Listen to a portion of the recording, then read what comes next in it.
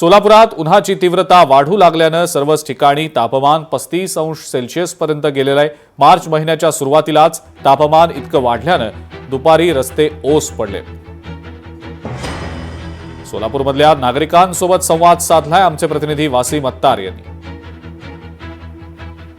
सोलापूर शहर हे सर्व भाषिकांचं शहर म्हणून ओळखलं जातं, मात्र सोलापूर शहरात जे आहे ते उन्हाची तीव्रता वाढते।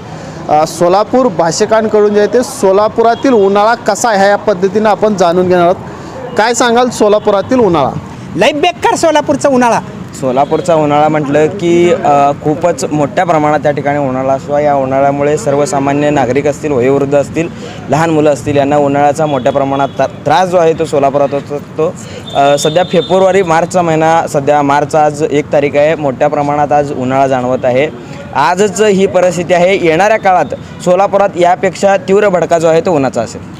वसीम अत्तार, लोकशाही न्यूज, सोलापूर।